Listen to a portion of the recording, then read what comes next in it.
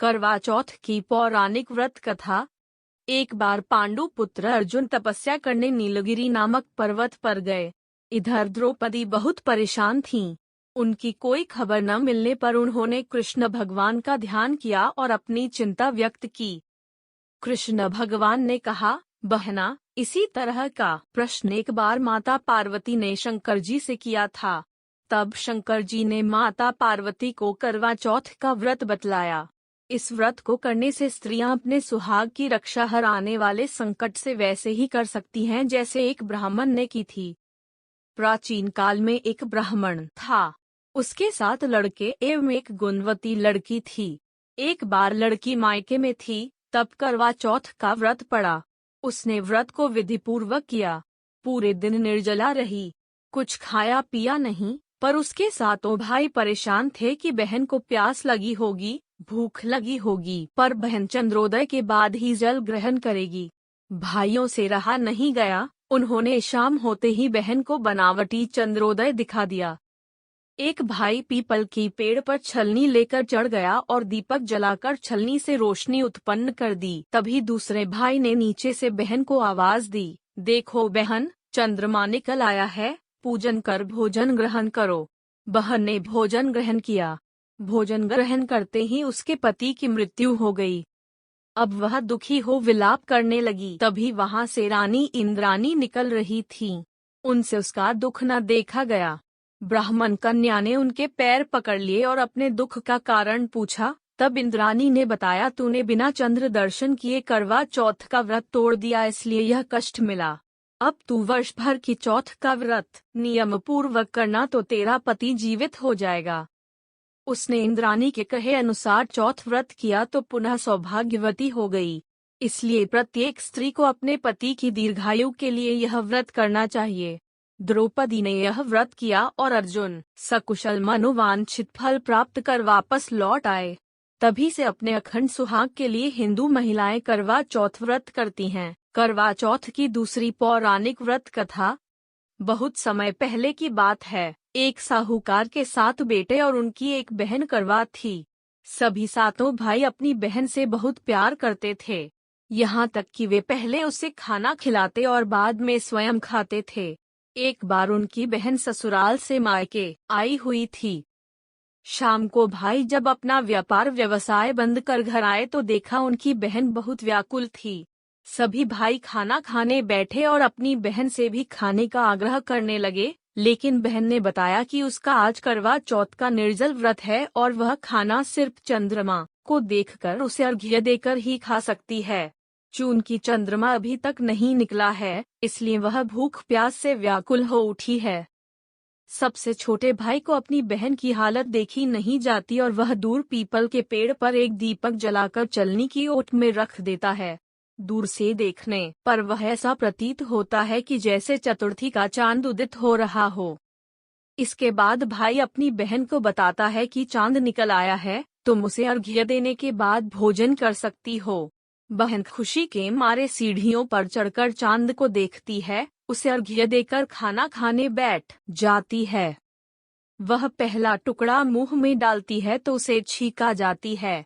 दूसरा टुकड़ा डालती है तो उसमें बाल निकल आता है और जैसे ही तीसरा टुकड़ा मुंह में डालने की कोशिश करती है तो उसके पति की मृत्यु का समाचार उसे मिलता है। वह बौखला जाती है। उसकी भाभी उसे सच्चाई से अवगत कराती है कि उसके साथ ऐसा क्यों हुआ।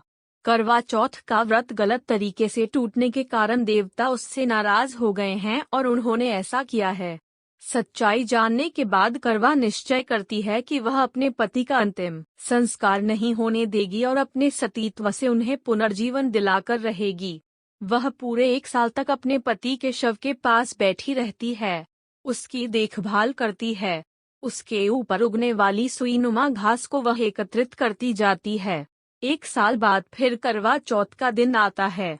उसकी सभी भाभियां करवा चौथ का व्रत रखती हैं।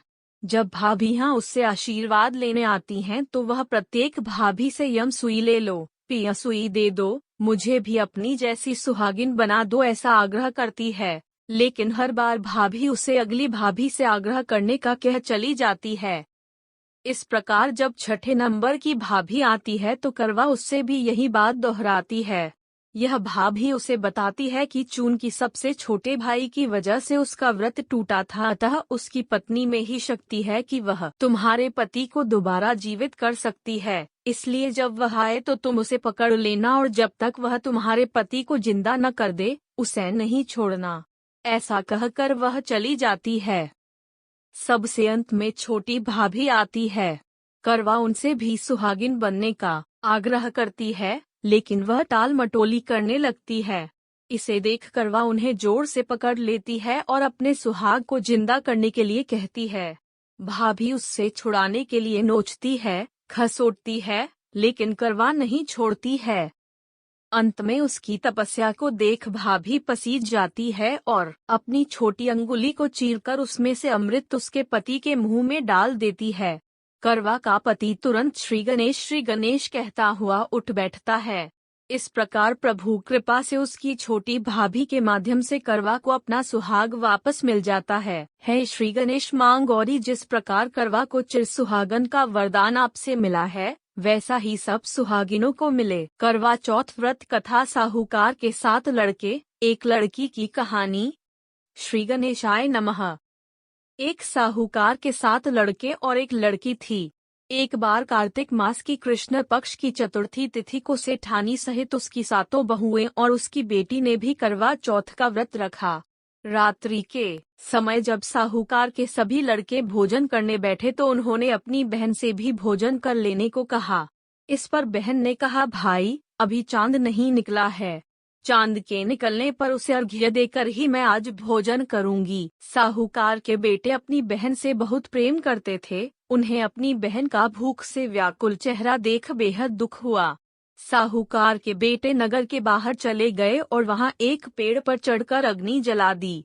घर वापस आकर उन्होंने अपनी बहन से कहा, देखो बहन, चांद निकल आया है, अब तुम उन्हें अर्घ्य देकर भोजन ग्रहण करो। साहूकार की बेटी ने अपनी भाभियों से कहा, देखो चांद निकल आया है, तुम लोग भी अर्घ्य देकर भोजन कर लो।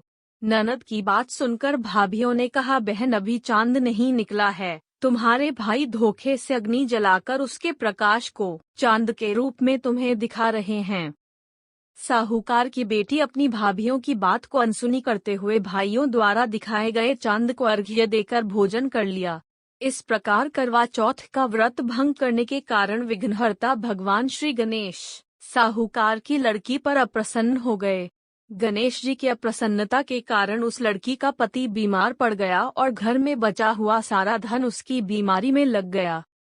साहूकार की बेटी को जब अपने किए हुए दोषों का पता लगा तो उसे बहुत पश्चाताप हुआ। उसने गणेश जी से क्षमा प्रार्थना की और फिर से विधि विधान पूर्वक चतुर्थी का व्रत शुरू कर दिया। उसने उपस्थित सभी लोगों का श्रद्धानुसार आदर किया और तदुपरांत उनसे आशीर्वाद ग्रहण किया। इस प्रकार उस लड़की के श्रद्धा भक्ति को देखकर एकदंत भगवान गणेश जी उस पर प्रसन्न हो गए और उसके पति को जीवन दान प्रदान किया। उसे सभी प्रकार के रोगों से मुक्त करके धन, संपत्ति और वैभव से युक्त कर दिया। करवा चौथ माता की जय। करवा चौथ व्रत कथा। पतिव्रता करवा धोबिन की कथा। पुराणों के अनुसार करवा नाम की एक पतिव्रता धोबिन अपने पति के साथ तुंगभद्रा नदी के किनारे स्थित गांव में रहती थी। उसका पति बूढ़ा और निर्बल था। एक दिन जब वह नदी के किनारे कपड़े धो रहा था तभी अचानक एक मगरमच्छ वहां आया और धोबी के पैर अपने दांतों में दबाकर यमलोक की ओर ले जाने लगा। वृद्ध पति यह देख घबराया और जब उससे कुछ कहते नहीं बना तो वह करवा करवा कहकर अपनी पत्नी को पुकारने लगा। पति की पुकार सुनकर धोबिन करवा वहां पहुंची तो मगरमच्छ उसके पति को यमलोक पहुंचाने ही वाला था। तब करवा ने मगर को कच्चे धागे से बांध दिया और मगरमच्छ को लेकर यमराज के द्वार पहुंची। उसने यमराज से अपने पति की रक्षा करने की गुहार लगाई और बोली, हे भगवान, मगरमच्छ ने मेरे पति के पैर पकड़ लिए हैं, आप मगरमच्छ को इस अपराध के दंड स्वरूप नरक भेज दे। करवा की पुकार सुन यमराज ने कहा, अभी मगर की आयु शेष है, मैं उसे अभी यमलोक नहीं भेज सकता। इस पर करवा ने कहा, अगर आपने मेरे पति को बचाने में मेरी सहायता नहीं की तो मैं आपको श्राप दूंगी और नष्ट कर दूंगी। करवा का साहस देख यमराज भी डर गए और मगर को यमपुरी भेज दिया। साथ ही करवा के पति को दीर्घायु होने का वरदान दिया। तब से कार्तिक कृष्ण की चतुर्थी को करवा चौथ व्रत का प्रचलन में आया, जिसे इस आधुनिक युग में भी महिलाएं अपने पूरी भक्ति भाव के साथ करती है और भगवान से अपनी पति की लंबी उम्र की कामना करती हैं।